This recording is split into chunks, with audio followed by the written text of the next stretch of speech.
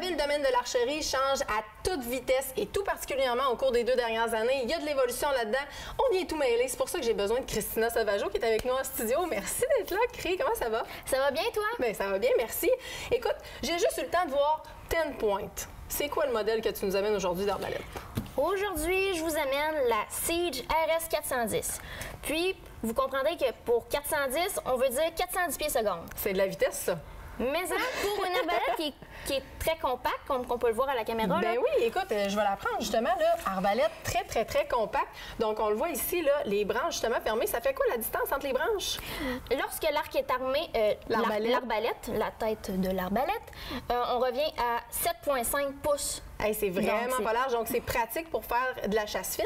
Puis écoute, tu sais, je l'ai en main.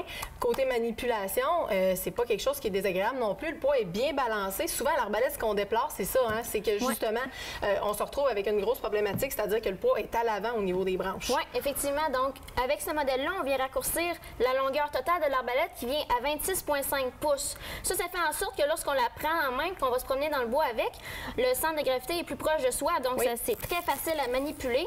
Puis, avec la largeur qui est de 7,5 pouces, ben ça fait en sorte qu'on peut passer entre les arbres, ça vient en dedans. La largeur vient à l'intérieur des épaules. Fait qu'on peut se promener n'importe où, n'importe quand. Là, écoute, je vois système AccuSlide, donc système un petit peu révolutionnaire, je crois, au niveau de l'armement comme tel, de l'arbalète. Donc, peux-tu nous en parler un petit peu? On va parler de l'armement, mais aussi du désarmement de l'arbalète. C'est un système qui est très utile, que les chasseurs attendaient depuis longtemps, à être capable de désarmer son arbalète sans devoir tirer une flèche dans un cube de tir. Donc, ce système-là est très sécuritaire, silencieux. Puis, ça va nous servir à venir armer notre arbalète, qui est un système qui est différent aussi avec celle-là. Ça va être le chariot qui est ici. Donc, le chariot qui est juste là. Oui, le chariot va venir descendre. Il y a une corde. On peut le libérer? Oui. Juste pour peut-être... Comme ça ici. Parfait. Il va descendre, puis il va venir... s'ancrer dans le fond, dans la corde, juste ici à l'avant. Donc, il va venir vraiment serrer pour pouvoir ramener la corde.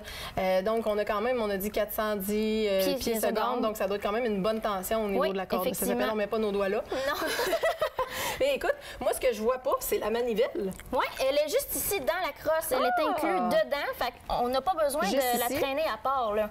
Écoute, il doit y avoir un truc pour sortir ça de là. Ah, juste ici, voilà. Donc là, et juste ici, on a la manivelle qui est inclue, dans le fond, directement dans l'arbalète, ce qui fait qu'on n'a pas besoin de la chercher. Puis, je cherchais la place où la mettre. Je viens de voir ça, c'est juste de l'autre bord. On tourne l'arbalète. Donc, si on tourne l'arbalète juste de l'autre côté, on voit la place pour pouvoir justement mettre votre manivelle et pouvoir activer le système d'armement. Tu m'as dit pour le désarmement aussi, donc ça veut dire que la manivelle est entièrement sécuritaire. Oui, c'est ça. Le système est entièrement sécuritaire. Puis ceux qui connaissent, les connaisseurs de 10 Point ou qui ont des 10 Point à la maison, ils ont connu aussi le système AccuDraw, le AccuDraw Pro. Donc ici, on a l'évolution avec le AccuSlide. Pour la manivelle, il y a une petite nouveauté aussi. On ne peut pas la perdre lorsqu'on la met à l'intérieur du système. Il y a un bouton qui fait en sorte qu'elle vient se barrer à l'intérieur du système. Donc, si on vient tourner, on se promène, activer exactement le système, bien, la manivelle ne peut pas tomber. Donc, on ne peut pas la perdre à ce moment-là.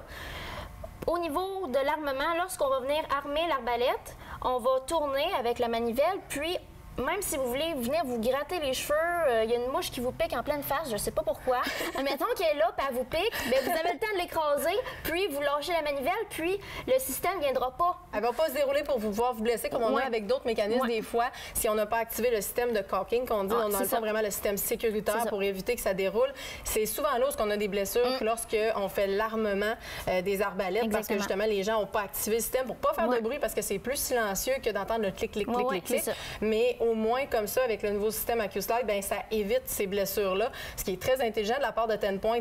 Autre amélioration du côté de 10 Point, tu en avais d'autres à nous parler, je pense. Donc, justement, pour l'armée, je vais juste finir closer ce système-là. On vient l'emmener en haut.